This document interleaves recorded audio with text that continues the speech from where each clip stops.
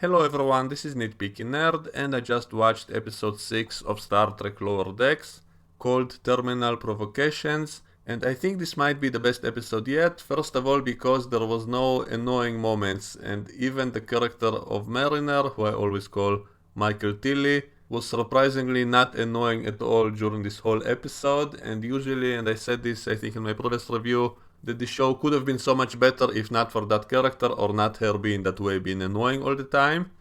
And it's almost as if this show listened to my advice and suddenly she wasn't annoying at all, she was just a normal character and there wasn't a single moment which annoyed me in the whole episode. And the episode structure was pretty good, there's basically three different plots which all tie together with each other organically, they all are tied with each other and so everything kind of makes sense. And also this episode is a parody of a lot of the stuff that happened very often in Star Trek TNG.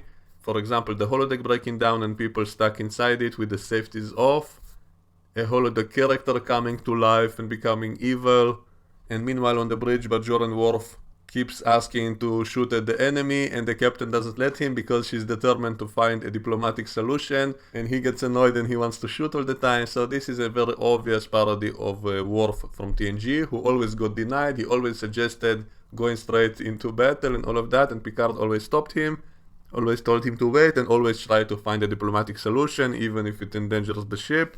So this was the same idea, only greatly exaggerated.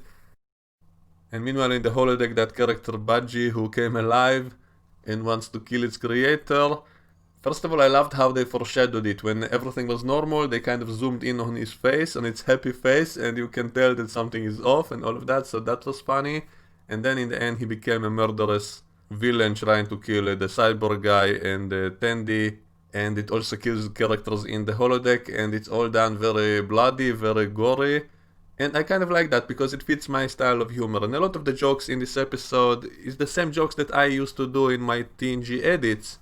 When I was making those recuts of the show, I was also, first of all, I was doing compilations of that kind of stuff with Worf, of Worf always getting humiliated in some way. And I'm actually working on a few new compilations of that kind of stuff. For example, all the times he said no response whenever someone asks him to make contact with another ship. It's usually no response at first. And so there's like a million times of that, so I'm actually collecting all of that. I have a whole folder full of his no responses, and some other guy on YouTube made a compilation of all the times Worf got denied, and he always suggests doing something violent, and he has to be restrained all the time, and so they do that kind of joke here. And as for all the bloody, gory stuff, that's also something I used to do in my edits, because I was doing like a twisted, upside-down version of the real Star Trek. So the Enterprise was evil, the crew was evil, they were blowing up planets, and I was also adding all kinds of bits from other science fiction movies and horror movies and showing all kinds of graphic stuff as if happening inside the show. And I thought it was funny because it's so unlike the real Star Trek. And also I was always kind of a fan of gory horror. Even when I was a kid, I loved cartoons such as Ren and Stimpy. And when I was watching The Simpsons, I was waiting for that cartoon inside the cartoon, which was called Itchy and Scratchy, when they were killing each other all the time inside the cartoon. For some reason I always enjoyed gory, crazy, violent stuff in cartoons. Maybe because it was so outrageous, it's so unexpected that it was extra funny. And so seeing this here is also kind of funny, even though it's kind of strange to see it in an actual official Star Trek show. And maybe some people will get annoyed at that because they show us literally the symbol of Starfleet, a badge of Starfleet, turning into a violent monster which kills people violently. And so that's kind of like something you would never imagine seeing in a real Star Trek show, and yet they do that. But it does kind of make it funny because of how outrageous all of it was and how silly it is and all of that. So I did kind of like all those jokes, I did find it funny. I wish I recorded my live commentary of this episode. I didn't do it because in the previous episode when I recorded my live reaction, I didn't really have much to say during it, and so most of it was silence, and so this time I didn't record a live commentary, but I probably should have because I did laugh in a lot of places, and I did have a lot of stuff to say, and there's so many references to the older Star Trek show. I think that alien guy was voiced by the same guy who was Martok and a few other aliens in Star Trek. I kind of recognized his voice. I didn't check, but I think it's him. Also, there was a mention of the USS Titan in the end. And I was hoping to see maybe a cameo of Riker, but it didn't happen, so I think that was a missed opportunity. But I didn't really find anything at all annoying in this whole episode. Mariner wasn't annoying at all, surprisingly. Maybe because they introduced a new character and made him annoying. He started as kind of over-the-top good guy, always helping everybody out. And so I immediately knew there was going to be something strange with him, that he's kind of too good to be true. So I suspected he's going to be an alien in disguise or something like that, kind of like Macduff in that episode of TNG when everybody lost their memory and didn't notice that this strange new guy is among them, and he turned out to be a villain. So I suspected that's going to be the case, but in the end it turned out he's just an idiot basically, and the mess that he causes on the ship, that's why the shields get weakened, that's why the holodeck gets broken, and Cyborg and Tandy get stuck in there, and they have to run away from Beji, who tries to kill them all the time.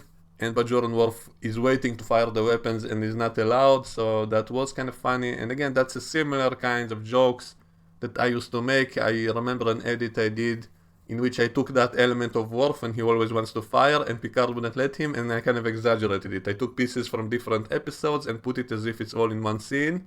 And Picard just keeps saying, "Hail them again, Mr. Worf. Hail them again, Mr. Worf." And Worf gets annoyed. And so this is the same exact joke. So anyone who knows my old edits shouldn't be surprised that I enjoyed the same exact kind of jokes in this cartoon, because it's exactly those kinds of jokes that I used to make on YouTube. And if I was making a cartoon, I'd probably do that also. And so watching this is like watching something I would create myself, and that's why I do think Mike McMahon is a real Star Trek fan.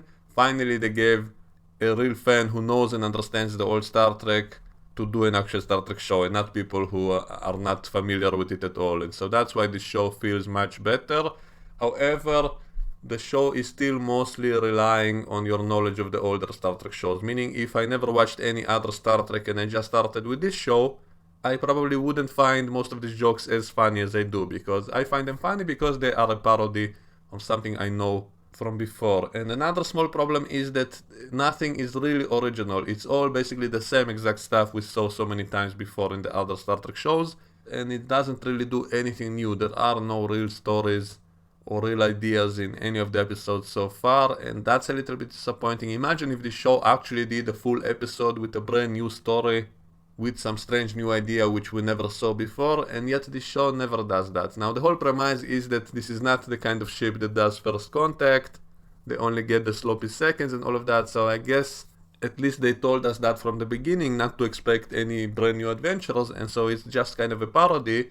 And I do think it's still fun, but I think this show could have been so much more. And as a cartoon, they could have done so many new things cheaply. They could show us, brand new crazy science fiction ideas, and it would be cheap to make because you don't have to build sets, you don't have to make costumes, you can just draw whatever you want, so you're only limited by your imagination. So this show could have and should have showed us some new ideas and all of that, then I would really praise it as being a new Star Trek. And so far it's just a parody of Star Trek, but it is a very good one in many places. And another missed opportunity that I mentioned is, why not do some cameos once in a while? You can have any of the characters in Star Trek whose actors are still alive, you could just record them even if it's a short scene, and you can draw their characters as young as you want them to be, and so why not have that a little bit once in a while? I think Q is going to appear in some episode. I saw one of the recent trailers of the future episodes. I think Q is going to show up, but I'm not sure if he will be voiced by John Delancey or not. I didn't check, but that would be an interesting cameo for sure. And also there was a funny moment when they go to meet the Delta Shift, and I think it's something they mentioned before, that they hate Delta Shift, and so this episode they go and meet them, and what I found funny is that they look like an evil version of the same team, meaning they are very similar to them in many ways, and yet different and more evil looking. So I found that very funny. So for example, Cyborg guy, his counterpart also is missing an eye, but without the cybernetic implant, he just has an eye patch instead. And the counterpart of Tandy is not green, but she's red-headed, and so she's still kind of unique color, you could say. And the other Mariner is not black, she's white, and yet the other Boimler apparently is kind of black or blacker, and his haircut is like upside down, like instead of the hair pointing upward, it's pointing downward, and they all have like a kind of a smug, evil look and all of that. So it's like a mirror universe version of the same characters, so I found that kind of funny. And I think I saw this kind of joke in a lot of other cartoons, always like an evil version of the same characters who is kind of different but similar at the same time. And also they turned out to be nice guys. Like when they first showed them, they showed them as if they're evil and stuff, but then they turned out to be nice guys. And so that's also something I like in this show, that very often they would start a scene with something that you think is going to be evil, and then suddenly, no, it's all good because it's Starfleet. It's an optimistic approach. And so that's also something I like in this show, because finally we see some kind of positivity, at least a little bit similar to the kind of optimism we saw in TNG. And all the gory, bloody stuff we see in the holodeck, that actually fits the kind of stuff that happen in TNG once in a while, and that's okay because it's a malfunction. It's not how things normally work, and so you can play around with that and do crazy evil stuff.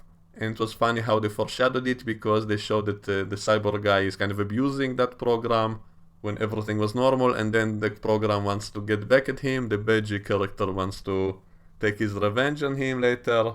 And they keep changing the scenery inside the holodeck to try to escape from him. It also reminds me of an episode from the old animated Star Trek show, which also had a similar episode in which they got stuck inside the holodeck and the scenery kept changing. So one time it was snowing, other times it was a jungle, it kept changing, and so they do it here as well. So it could have been a reference to that, I think, because there also the computer went crazy and tried to kill them and all of that. So a lot of similarities. And there was a moment when Beji said, "I'm going to rip your eyes out," and that kind of made me laugh, because, I always say that Kurtzman apparently has a fetish for ripping people's eyes out, because it keeps happening in all the shows he produced. So when Beji said that, I thought Kurtzman must have written that line. So I found that also kind of funny, unintentionally maybe, I'm not sure. So I actually enjoyed this episode, and I didn't find anything at all annoying in it. And I thought all the three plots tied together well.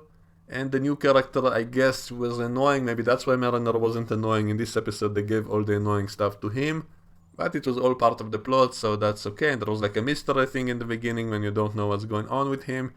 So overall, I think it's a good episode. So I do recommend it. And I also saw a glimpse from the next episode, and we're going to get some kind of dog character who is an alien or something, and he's going to kind of shapeshift in a style similar to the movie The Thing, which I always liked, and so that does look kind of funny and creepy in the same time, because it kind of fits my personal taste of what I like, not just as a comedy, but also just in science fiction. I love all kinds of science fiction horror movies, like Alien, or The Thing, or The Fly, and that kind of, body horror kind of crazy stuff happening. And that's why I also kind of like a Rick and Morty cartoon, because it also often has a lot of stuff like that.